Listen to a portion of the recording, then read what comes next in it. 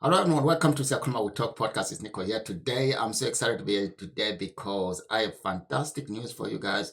I know I've been quiet on the podcast for a while because I was working on this product and now it's ready. I'm going to take you through. So today we're going to be talking about Siyakhuluma We Talk podcast training course 2026. It's in front of me here. So I'm going to be taking you through what is it exactly and what I'm trying to achieve on this. Of course, Siyakhuluma We Talk podcast is also a very successful podcast so far. So the training course is going to include for people to learn how to produce their own podcast, also maybe in their own languages, and you can change anything you want. But first of all, I'm just going to take you through on this and welcome again.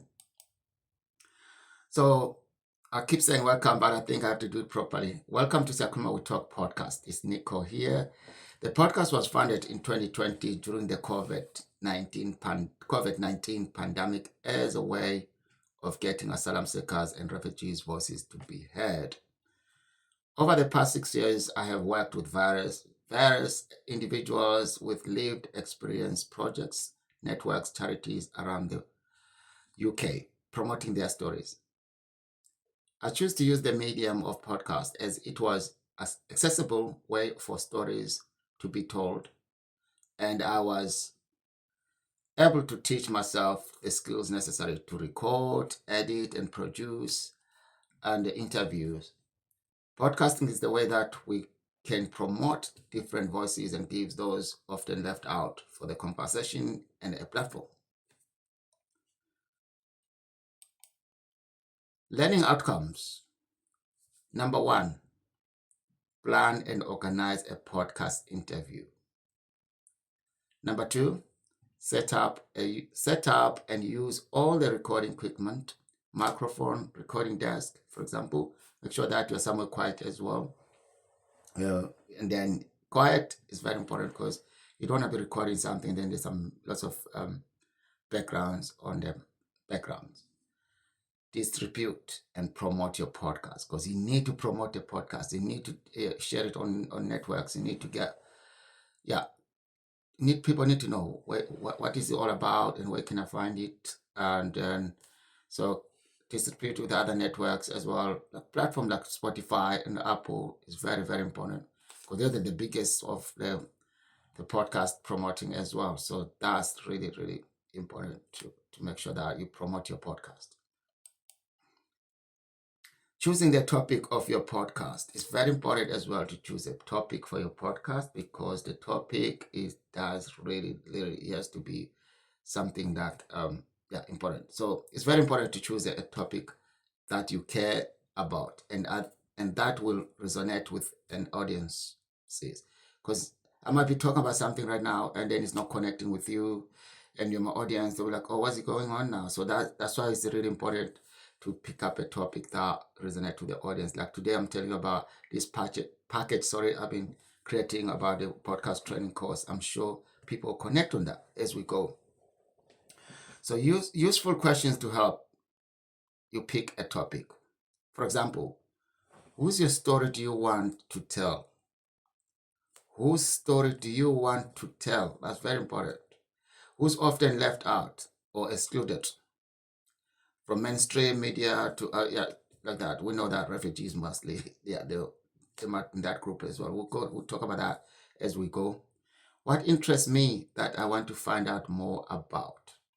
That is, for me, this is a very good question because nowadays we live in this world where there's so much violence out there, crime, right wing, political stuff. That I'm interested to find out what is motivates them, why there's so many false news. I want to know. That's my that's my interest. I want to find out exactly why people are so difficult to live together. So something like that. So in that kind of case, your topic might be actually looking at on the political motivated stories or something that of course a lived experience as well. If you do have a lived experience on that particular issue, then you do that. And again, I just want to remind you, choosing the topic of your podcast is really important. Now we're moving to planning interviews. Planning interviews, I think for me, before I start telling you, I think it's the same like as an interviewer. you also have to plan how you're gonna actually go to the interview and get interviewed. It's the same thing. Planning interviews is both. It's both ways. Doesn't matter if I'm interviewing you or you're coming, sorry, as a guest and stuff like that. But I think get to know people in your communities who are doing things you find interesting or having interesting stories to tell. That's one of the things. Ask them if they would be interested in being on your podcast and have a chat before in hand, explaining a bit about the interview and if there is anything they want to talk about. It's very interesting to get to know this person or that person, so you know that you all during the interview, you're all on the same board, on the same page. I mean to say, send your questions in advance so they can prepare their answers and easier for you to edit. That's another very important thing. If you send questions in advance, it also help them to know how to respond, and as well, they might come back and say, "Listen, I'm not happy to answer that question," or something like that. It's okay. You can just always like, do you have any? You can ask as well, like, I mean, you don't ask them what question they want to be asked, but if they refuse one particular question, maybe you need to rewrite their question and see, exactly what they're comfortable to talk about. Things like that. I think it's really important to create that space where everybody is okay, is happy to discuss things. And planning interviews is really interesting. It's not all about dressing up cool and stuff like that. It's about actually pick up the good questions and words and stuff to use. So it all goes back to the audience as well. They don't want to listen people arguing about different questions that they don't even connect with the topic. So I think it's very important to planning very well. Recording your podcast. Oh my God, this is one part I like about recording a podcast. When I started recording podcasts, I was using a very, very, very poor equipment because I was starting. I didn't have money, so it was very bad. So yeah, recording podcasts involves 3 main steps: setting up your equipment, choosing your recording software, capturing your content. That's another very good thing we'll talk about. I think I'm going to start with number 1. I think equipment setup. Microphone. Start with a good USB microphone, like the Samsung Q. I know I'm going to say this, but I know if you're a podcast, you understand what I mean. Like a Samsung Q2U or a Rode Podcaster Mix, which means I've got it here in front of me. That's the one. That's the very good. Yeah, it's a good mix, which plugs straight into your computer or phone. Headphones, wired headphones to prevent audio echo, and to monitor your sound quality. These headphones are not wired. They're wired. Yeah, I don't like wireless. I like wired. That you can plug it in, and then it's quite cool. Some people can use the wireless as long the sound is good. I think it's great. And prevent audio echo to the monitor. Your sound is quality. Make sure you got the sound quality sound. I don't know about this one, but I'm gonna check it there. Camera or video, you can use a smartphone, internal webcam, mirrorless camera, ideal positioned at eye level. Environment, eye level means, like, for me, this is not the eye level I'm using now. If you watch this video, this is a big screen, because I think if you're doing a workshop, like a training course, you need to have actually a little bit longer video that you put on the screen so everyone can see it. But it doesn't matter. Actually, it depends what you do with what you use in your training sessions. So environment for recording, for example, record in a room with soft furnishings, no noise, nothing, no papers, and stuff like that. So like a carpet or curtains to minimize echoes, or consider using a sound blanket or acoustic. That's why it's another of those different choices. One podcast mixer. Roddy revolutionized audio for podcasters and content creators with the Rodecaster Pro. The world's first fully integrated podcast production console was allowing anyone to create incredible sound content with ease. This machine here is one of the best so far. Like, I mean, like, it was, as I said, it did open up opportunities for everybody to actually manage to record a podcast because it's a good quality. And it works as a mixer, as DJs they're using it as well. Yeah, it costs about maybe 300 now. Amazon can get for 300, 400. The new ones now, they're about £600. And I use this mic here, Shure, that the cost as well. Yeah, 200, 300. So, but don't worry about the price because it's not about the price. I think it's about you getting started. You don't need to go to that expensive quality things until you start. If you're doing a podcast like mine, like training stuff, which in the podcast does make money stuff. So that money from the podcast, that's why I buy these equipment, which means actually it makes it sound much better because I wouldn't take that money from my pocket because I don't have it. So I use the podcast to actually all the work I done with the podcast and make sure I maintain the quality of the high level of quality on the podcast because the podcast does make money. So they use that money to actually keep the professional and quality sound by using the quality microphones, mixers, and everything. That's it. So, but if you don't have that business on podcast, don't worry. There's so many very easy, good price to buy the equipment that is also sound great. So don't worry about the like, oh, where I'm gonna get this much money to do that. No, you don't need that. You can get something for 20, 40 pounds, 50. You just have, I think the point of this is to learn how to produce a podcast first before you worry about the quality. Because yeah, the prices and stuff like that. I don't know if that makes sense, but that's why I started. I had a horrible mic. I have everything, but because I didn't mind that because I was learning until I learned, and I know that. Actually, now I can actually choose the better mic because I'm also better on it. I also know how to use it. I also, yeah, understand and enjoy what I'm doing. I will just talk about a microphone. They are recording your podcast. Recording podcast involves 3 main steps: setting up your equipment, choosing your recording software, and capturing your content. We'll talk about that. So, microphone. While it's true that you can record with a podcast with any microphone, even in the built-in mic on your laptop or earbuds, that individual choice. Your first step is to pick up a microphone that audience deserves.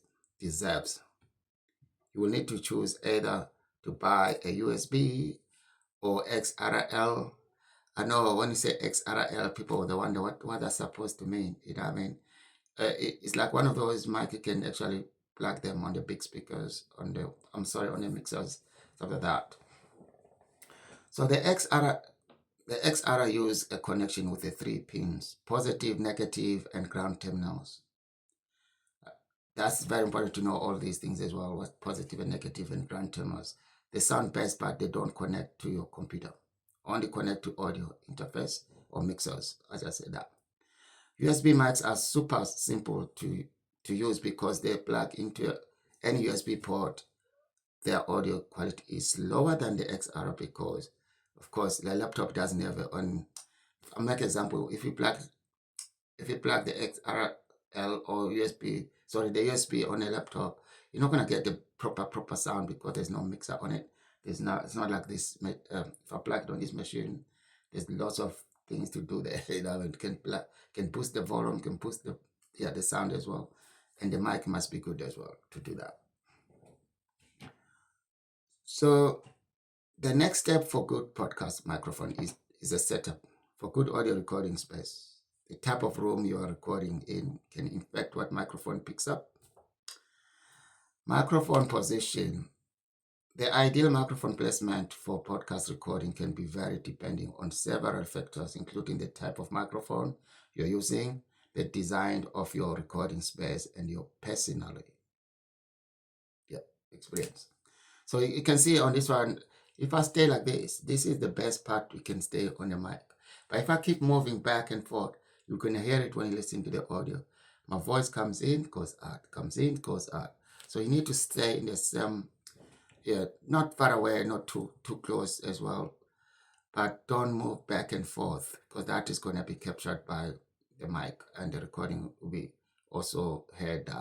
Your voice is in and out, in and out. That's not a good quality of recording. So yeah, just bear in mind that you also could headphones, so I can tell if my breathing or something is something that I can tell, so I can adjust myself. Like, okay, I don't want to go too far away, but yeah, so that's a very important as well. How to do an interview. That is very, very important as well. Start with introducing the guest, saying hello and asking the guest how they are to get how they are to get them feel comfortable. Ask the question that you have agreed on with the guest and make sure to have a lots of laughs and ask follow-up questions if they come up. You want it to sound like a natural conversation. You know what I mean? Like I like when I interview someone who's also live, and maybe it's good. I always said it's good to build up the bonding before the interview. Let's say, for example, I need to interview someone next week. Say next week, let's say Wednesday next week, right? If someone lives near me or live in my town, I'll ask them for coffee. Want to come and catch up sometime, even for a drink or something. So we get to bond, and I mean, like, so we chat a lot.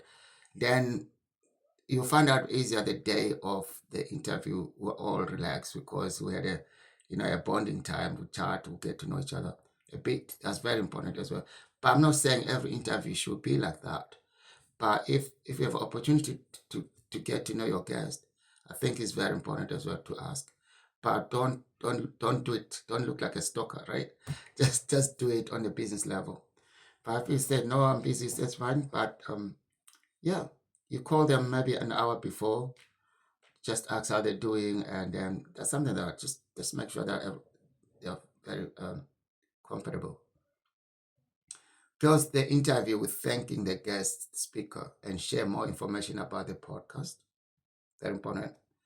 You can use different techniques such as an object as starting for conversation like a coin and using the date it was made as a year of the guest to talk about what story regarding to that year and sharing a story on that one. But yeah, that's a very good. I use the coin story a lot because the coin goes two sides of the coin and then one's got a year. So if you look at the coin and then just think about that year, what story would you like to tell about that year? You know what I mean? It's very important. It's quite good. You can also help the guests, tell them, okay, I can also tell you a little bit of myself about this coin. Then, but make sure that you keep the guest as a guest. You are not a guest. So you need to talk less, and people want to hear the guest more talking. You know what I mean? But it depends. Everybody is unique in different ways. So, but it's good to be a good interviewer. Recording and testing. And I'll talk about this. Recording and testing. I used this method before because I used to record just like for 3 minutes. And I mean, even with a guest, and then say, okay, do you mind to stop for just for a few minutes? I need to listen and see if everything's cool.